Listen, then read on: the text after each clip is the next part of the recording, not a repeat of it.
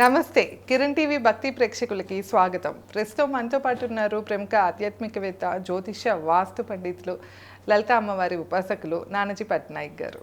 నమస్కారం గురుగారు. శ్రీమాత్రే నమః. గురుగారు, మనకి సిటీల్లో చూస్తే కనుక ఇళ్ళ మధ్యలోనే, అంటే అపార్ట్మెంట్స్ అవనియండి, చుట్టుపక్కల ప్లేసెస్లోనే మనకు శ్మశానాలు కనిపిస్తూ ఉంటాయి. జనరల్గా వాస్తు ప్రకారం తీసుకున్న శ్మశానాలు అసలు ఉండొచ్చా లేదా? ఆఫీసులకు కానీ ఇళ్ళకి కానీ దగ్గరలో ఏ డైరెక్షన్లో ఉండకూడదు అంటారు? ఎంత డిస్టెన్స్లో ఉండాలంటారు? ఈ విషయాలు ఒకసారి వాస్తు ప్రకారం తెలియజేయండి గురుగారు. అలానే ముఖ్యంగా వచ్చేసి సాధన, మనకి కొన్ని రకాల సాధనలు చూస్తే కనుక శ్మశానంలోకి వెళ్ళి సాధనలు చేయటం చూస్తూ ఉంటాం. అట్లనే వచ్చేసి మర్రి చెట్టునేమో ఇంట్లో పెంచుకోకూడదని చెప్తూ ఉంటారు, కానీ మర్రి చెట్టు కిందకే వెళ్ళి సాధన చేస్తూ ఉంటారు. అసలు అలా ఎందుకు సాధన చేయాలంటారు? ఈ విషయాలు కూడా చెప్పండి. తప్పకుండా అండి. ఫస్ట్ ఆఫ్ ఆల్ ఏంటంటే ఇంటి పక్కన శ్మశానం ఉండకూడదు అంటారు, అది నిజమే. దానికి సైంటిఫిక్గా తీసుకుంటే మీరు ఇప్పుడు శ్మశానం దగ్గర కాల్చినప్పుడు ఆ స్మెల్ అది ఒక రకంగా వస్తుంది. దానివల్ల కొంత హెల్త్కి ఇబ్బంది ఉంటుంది, కొంతమందికి పడకపోతే, అందరికీ కాదు కొంతమందికి, ఆ పొగ కానీ ఇవన్నీ వాటి వల్ల ఒకటి. రెండోది ఏంటంటే ఇప్పుడు సిటీలో ఎక్కువ జనాభా ఉన్నప్పుడు ఉండే వాస్తుకి, తక్కువ జనాభా ఉండే వాస్తుకి కొన్ని చెప్పారు మనకి అగ్నిపురాణంలో. అంటే కొన్ని ఎక్కువ జనాభా ఉన్నారు, ఒక అపార్ట్మెంట్ ఉంది, అపార్ట్మెంట్లో కొన్ని వాస్తు సంబంధించినవి కొన్ని చిన్న చిన్న విషయాలు మీరు పట్టించుకోవాల్సిన పని లేదు. కానీ ఇండివిజువల్ హౌస్ తక్కువ జనాభా ఉండేటువంటి ప్రదేశంలో మీరు కట్టుకునేటప్పుడు మాత్రం చాలా విషయాలు అక్కడ పరిగణనలో తీసుకోవాలి. ఇలా రెండు రకాలుగా ఉంటుందండి. అయితే ఇక్కడ మనకి సిటీ కల్చర్లో మన గజం దొరకడం, ప్రదేశం దొరకడమే కష్టం కాబట్టి అన్ని అంశాలు తీసుకుంటే కుదరదు. కాబట్టి వీలైనంత మట్టుకు ఏంటంటే సైంటిఫిక్గా కూడా అక్కడ కాల్చడము, వాటి వల్ల వచ్చేటువంటి స్మెల్, వాటి వల్ల ఇంకొన్ని జెమ్స్ అవి ఉంటాయి కదండి. మామూలుగా కూడా ఎక్కడికైనా వెళ్ళినప్పుడు, ఇప్పుడు ఎవరికైనా ఏదైనా చౌకది వెళ్ళినప్పుడు కూడా మనం స్నానం చేసుకుంటాం. ఎందుకంటే దానికి సైంటిఫిక్గా ఒక రీజన్ ఉంటుంది, అంటూ ముట్టు ఇవన్నీ కూడా ఉంటాయి. అయితే ఇక్కడ చాలామందికి ఇదే సందేహం మీరు అడిగినట్టుగానే, శ్మశానానికి వెళ్తే స్నానం చేసి వస్తాం, కానీ కొన్ని సాధనలు శ్మశానాలను ఎందుకు చేస్తారు అనేటువంటి. ఇక్కడ ఏంటంటే శ్మశానంలో శివుడు ఉంటాడు. శివుడు ఎందుకు అక్కడ ఉంటాడండి అంటే ఆయనకి ఇష్టమైనటువంటి ప్రదేశం అది. ఎందుకు అంటే రాత్రి అయితే ఈ యొక్క భూత ప్రేతాలన్నీ కూడా జనారణ్యంలోకి వచ్చి వాళ్ళని ఇబ్బంది పెడతాయి. అవి ఇబ్బంది పెట్టకుండా ఉండడం కోసం ఆయన అక్కడ నృత్యం చేస్తుంటాడు శివుడు. చేస్తుంటే అలా చూస్తే అలా ఉండిపోతాయి, ఆ నృత్యాన్ని చూసుకుంటే ఎటు పోకుండా.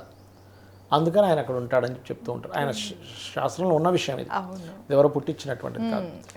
అలాగే మనం ఏదైనా ఒక సాధన చేసేటప్పుడు, ఇప్పుడు మనకు కొన్ని వృక్షాలు చెప్పారు, చింత చెట్టు, మర్రి చెట్టు, కొన్ని వృక్షాలు చెప్పారు, రావి చెట్టు. అందులో ముఖ్యంగా మర్రి చెట్టు చాలా విశేషమైనటువంటి, చింత చెట్టు కూడా. ఎందుకండి అంటే ప్రతి దేవతకి యక్షులు ఉంటారండి, యక్షిణీ దేవతలు ఉంటారు, యక్షులు ఉంటారు.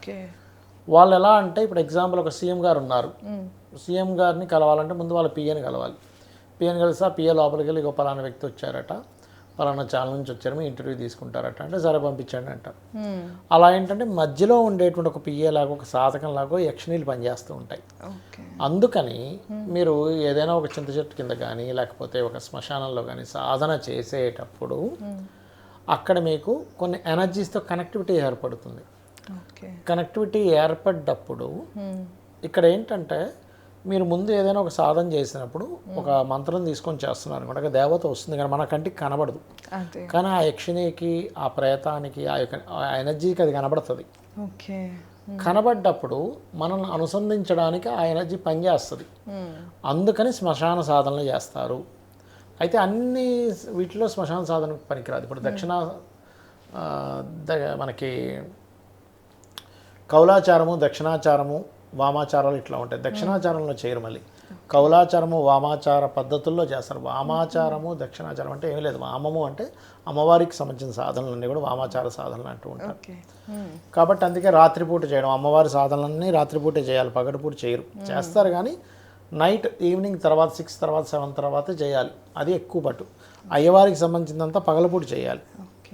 అలాగే రావి చెట్టు, మన మర్రి చెట్టు కింద కానీ సాధనలు చేసేటప్పుడు అక్కడ ఉండే ఎనర్జీస్ తొందరగా కనెక్ట్ అవుతాయి. మీరు కనుక ఎవరైనా సరే మర్రి చెట్టు కింద సాధన చేస్తూ ఉంటే మీరు కూర్చొని ఏదైనా మంత్రం చదువుతున్నారు, పక్క నుంచి ఏదో ఒక ఎనర్జీ వచ్చేలా మిమ్మల్ని అబ్జర్వ్ చేయాల్సిన ఫీలింగ్ మీకు తెలుస్తుంటుంది. తీరా చూస్తే ఏముండదు. మళ్ళీ అలా చేయగా కొన్ని రోజులకి అది ఏమవుతుందంటే కనెక్ట్ అవుద్ది. కనెక్ట్ అయినప్పుడు మీరు ఏదైతే సంకల్పంతో చేస్తున్నారో ఆ సంకల్పం సిద్ధించింది, అమ్మవారు సంతృప్తి చెందింది అనుకోండి మీ యొక్క తపస్సుతోని. మీకు అనిపించవచ్చు అదేమిటండి మనం జపం చేస్తే అమ్మవారు ఎందుకు సంతోషించాలంటే లలితా సహస్రనామాల్లోనే ఉంది. నామపారాయణ ప్రీత నంది విద్యా నటేశ్వరి అనే నామం. నామము చేత నామ పారాయణం చేత ఆవిడ ప్రీతి చెందుతుంది. ఆవిడ ఎందుకు ప్రీతి చెందాలండి? ఇక్కడ మనకి సందేహం ఏమనిపిస్తుంది, నేను చాలా డౌట్లు వచ్చాయి నేను సాధన చేసేటప్పుడు. అవును నేను జపం చేసుకుంటున్నాను, అమ్మవారు ఎందుకు రావాలి? ఎందుకు రావాలి అసలు అమ్మవారు? నేను జపం చేసుకుంటే ఆవిడ ఎందుకు సంతృప్తి పడాలి? ఆవిడ ఎందుకు నాకు వరం ఇవ్వాలి? ఆ వరం ఇవ్వడం ద్వారా అదెందుకు సిద్ధించాలి అంటే, ఇక్కడ మనం ఎంతసేపు లౌకికమైనటువంటి దీంట్లో ఉన్నాం కానీ లౌకికత నుంచి బయటకు వస్తే మనము జన్మలు అనేటువంటివి ఉంటాయి, కొన్ని లోకాలు అనేటువంటివి ఉంటాయి. ఆ లోకాల నుంచి పై స్టేజ్కి వెళ్ళేది ఉంటుంది. ఇప్పుడు ఒక పిల్లవాడు 1వ తరగతిలో ఉన్నాడు. 1వ తరగతి నుంచి 2వ తరగతిలోకి పాస్ అయితే తల్లిదండ్రులు సంతోషిస్తారా? ఫెయిల్ అయ్యి అక్కడే ఉంటే సంతోషిస్తారా? పాస్ అయితేనే కదా.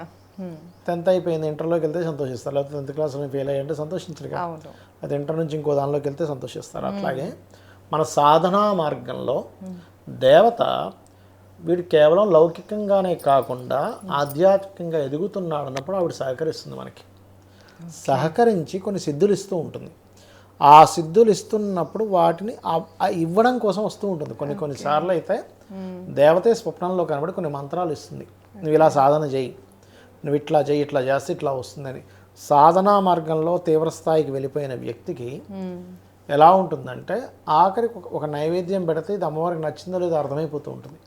ఇవాళ ఏంటమ్మా నువ్వు కొంచెం దిగులుగా ఉన్నావంటే నేను లోపం చేశాను అని వెతుక్కుంటూ ఉంటాడు.